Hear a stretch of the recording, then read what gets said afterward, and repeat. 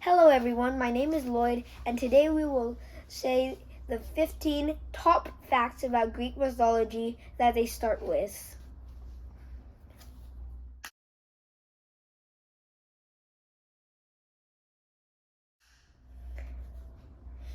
Our first fact is how much children Gaia and Uranus has.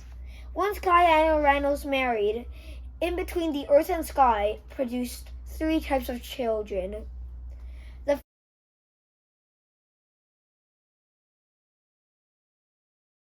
first type were the Titans.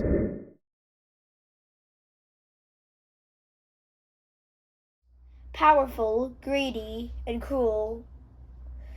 They never gave up anything to get power.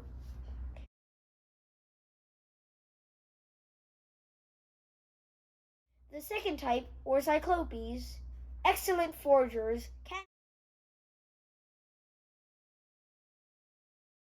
be lit on fire. Do not light them on fire, or you might burn yourself on a finger or two.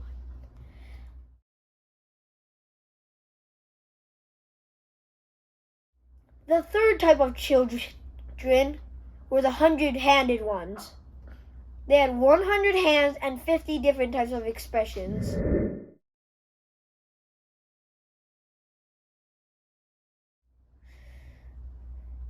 Don't be confused whether you found the different or same type of 100-handed ones, or just hope you find the correct one. Our second fact we are going to talk about today is that once Gaia and Uranus married, Gaia wanted to regain her power 2/3 again. Because when she married with Uranus, they hadn't shared one half and one half. She wanted to get all her power back. So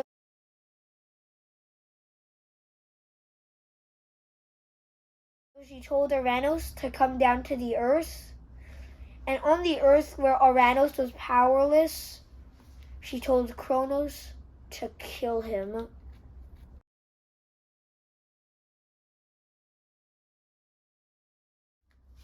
That's our second fact. Our third fact today is how powerful exactly could the Titans be?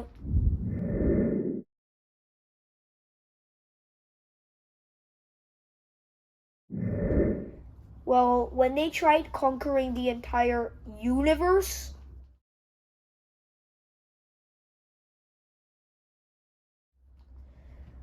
they had to create a lot of chaos.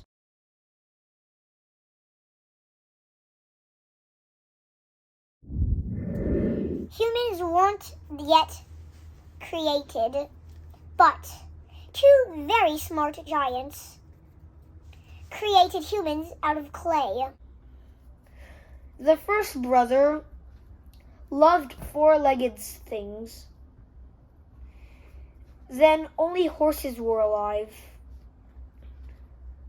He created a lot of things trying to assemble a horse, but ended up creating tigers, turtles,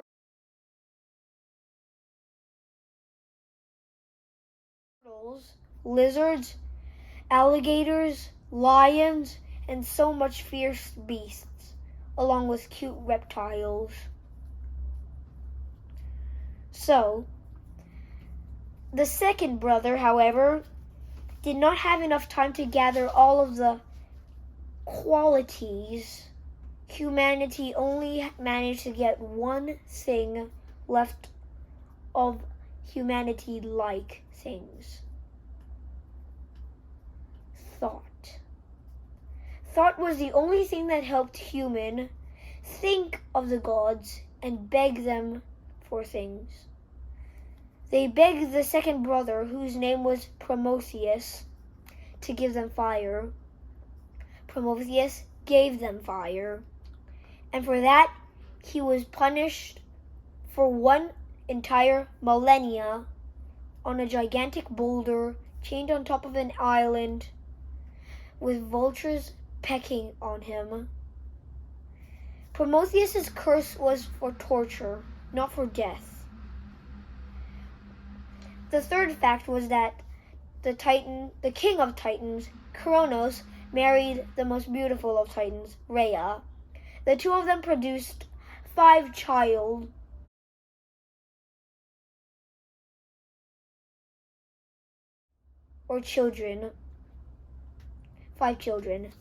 The 5 children were Zeus, Poseidon, Hades, Demeter, and let me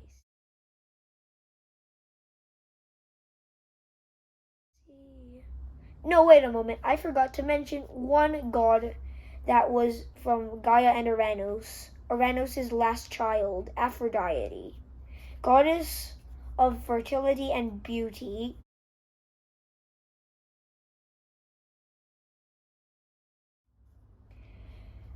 Uranus was killed and threw into the sea.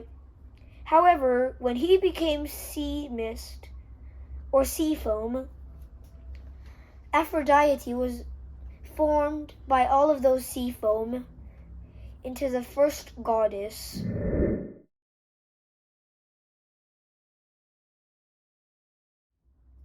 She was born from a clamshell, and legend says when she was born, exactly the same time as Zeus was born, the entire forest around her grew with beauty.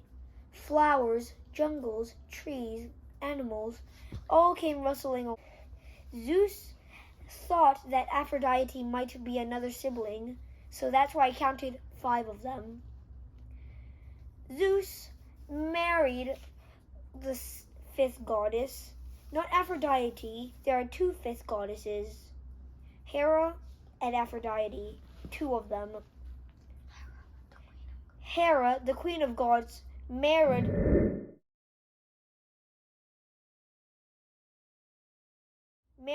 Zeus. And together, Zeus had some lot of children. One of them was called Ares, god of war.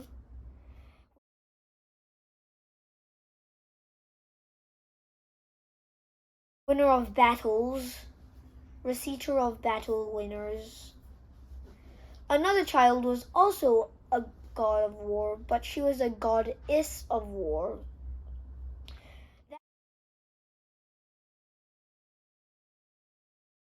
goddess of war, which was known as Athena, goddess of wisdom and thought.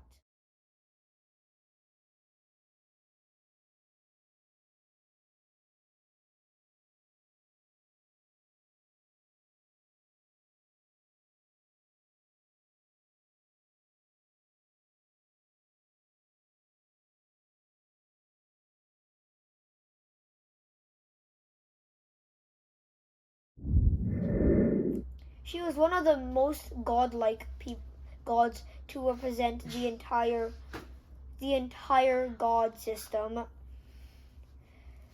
The third and fourth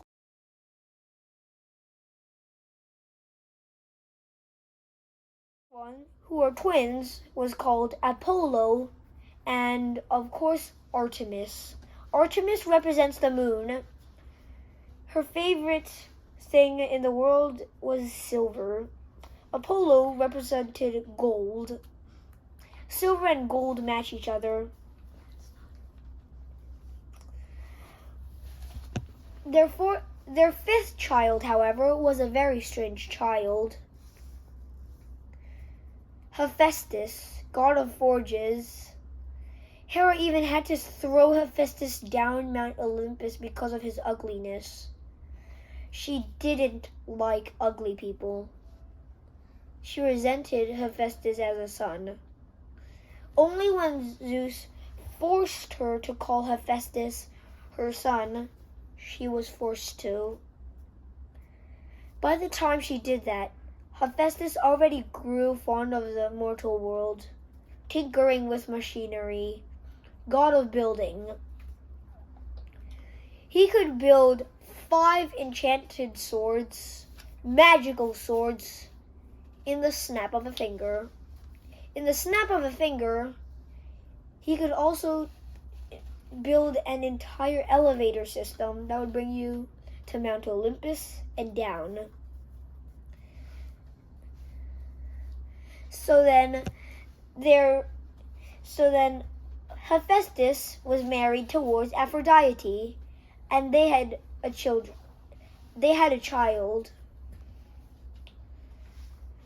And that child, however, I forgot who he was. But Aphrodite actually liked another god. She didn't like Hephaestus. No, he looked ugly.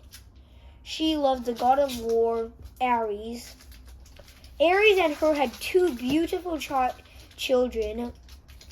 The children was called Fear and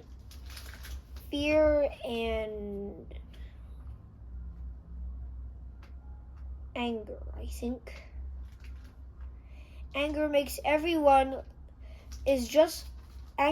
everything like Ares' aurora. That aurora makes everyone around him angry at each other. Very mad, very, very mad. Well, there was also this thing how Hephaestus was very mad at Aphrodite for betraying him. So he weaved a golden net made out of bronze, unbreakable. Not even gods could break it. Not even titans could break it. So then he crafted this net just to make sure he could catch Aphrodite and Ares. It was 2 gods' size. They were caught very vigorously. Very embarrassing. All the gods came over and decided to punish one person. That person's name was Ares. They didn't punish Aphrodite. They punished Ares. That's what created Ares' anger aurora. Resentment, anger, fear.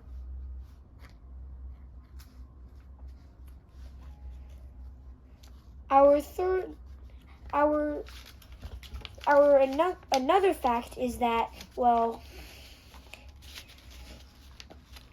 Gaia actually had another wave of children. Those children's names were giants. When the gods first defeated the Titans in the first Titan War, representing the first war of all Earth, it represented all of Gaia's emotions, making her very, very, very mad. The next thing she knew, she married another husband known as Tartarus, the Pit, Abyss. He was one of the most strongest forces of all creation, which, speaking, isn't much, because, Aranos dead, so there's only one more man deity to marry her. Each giant opposes another god. There's this giant that opposes Hephaestus, breaker of plans. And there's this other guy. This other guy was born to oppose Zeus himself. Another one was born to oppose Apollo. The one that was opposing Ares, however, got a little over nice since he was opposite of anger and war, so basically he was sent to Tartarus for a punishment because one of his friend farmers was stuck in a trap. A draken was trying to eat all his crops. His fellow farmer whacked the draken in the head with his crop wielder. The draken roared in pain and almost got him to bit the farmer's head.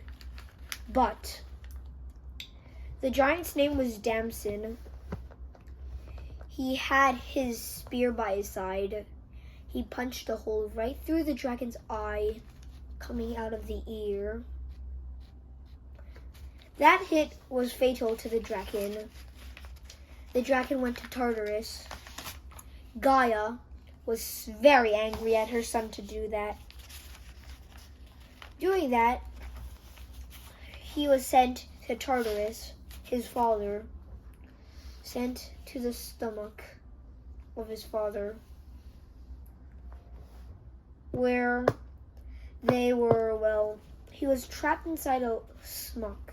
He was trapped inside some sort of mucky biome of Tartarus. He kept on fighting the dragon that he killed that day. Using his mother's skill, he face plants the dragon and transforms the dragon into a tree. Every single day he does this, repeating. Every single day he repeats this until finally one day he builds a hut out of the bone and meat of a dragon. He feasts on the meat, builds his house out of bones and skin. He even created a flute out of the bone, the spine bone of a dragon. It's big enough to let him play it like a saxophone. It's a very big backbone, gigantic. Resembles a Chinese dragon, but I'm going to tell you that in the next myth. So then there was this other one, born to oppose beauty, who I never really knew about, but I do know one thing. Her aura makes everybody hate, just like Aries, except very much more powerful. She is basically Aries' great aunt, so I don't know how powerful her aura is. And she has this brother born to oppose Artemis, a man. His pet, however, is very pathetic. The first werewolf, Lycan. Lycan represents the anger of her brother. He was once a friend of Artemis's, except he tried to trick Artemis into marrying him. Artemis would have broken the vows of a hunter to marry him, but luckily her first-in-command, Zoe Nightshade, protected her from doing that. When that happened, he was filled with anger. One day he came upon a beast who was a poisonous scorpion sent by his mother to kill him. Before that happened, however, he was chased out of a beautiful princess's castle. He was very devastated once that happened. However, both of his eyes were poked out by a spear, and he was chased out of the castle by dozens of soldiers. Millions. Millennia is for time, but I'd like to use it now in this situation. Lycan, however, became the second hunter's pet. The second hunter, known as Artemis's greatest enemy or giant. Well, just for short, that guy's quite filled with rage. Lycan was hunted by Artemis. That giant was also being hunted by Artemis. Let's just say the thing that I'd say is that it didn't work out well. There was the first Titan War and the first Giant War. In the first Giant War, it took one demigod and one god to kill a giant. A giant, however, is immortal unless a demigod and god join forces. Once Hercules and Dionysus were both granted immortality for helping the gods at the first Giant War. Dionysus became the god of wine, Very, very, very, very playful. Oh, by the way, did you know that his mythical animal was actually a cheetah or a leopard? I forgot which one. But then he actually has this alive head. That's one of those animals, and then it's actually still alive. He resurrected it. When a poacher tried catching it, he just killed the poachers with his wine leaves, and he got the head and the body separated. So then he put the head on a magical wooden platform, and well, let's just say that Beast was renewed, and he's a little angry. He likes sausages, so Hercules, granted immortality, was guarding the Mediterranean's three pillars. Those 3 pillars are the only entrance to the Mediterranean. So the Mediterranean is a very, very, very, very big ocean, as you might very know. But in mythology, it represents the darkest times. When you sail in, you never go out. Oh, by the way, Athena once cursed this beautiful maiden, who was actually sent by Poseidon, because ever since the race of Athens, where Poseidon and Athena judged over a city to see who would get it, Athena won. Poseidon was very mad at his own niece. She, gained the island, but Poseidon got sort of his revenge. Yeah, sort of his revenge. The revenge he was getting so far, he told one of Athena's prayer guys to basically curse her in front of her own altar, letting her here at Olympus. She cursed that maiden to be Medusa. The maiden's name was Medusa. When she was cursed, she was transformed into a Gorgon along with the 2 of her sisters. Gorgons could turn people into stone with just their red eyes. Letting them glare at you will make you turn into stone. One glance and you're dead.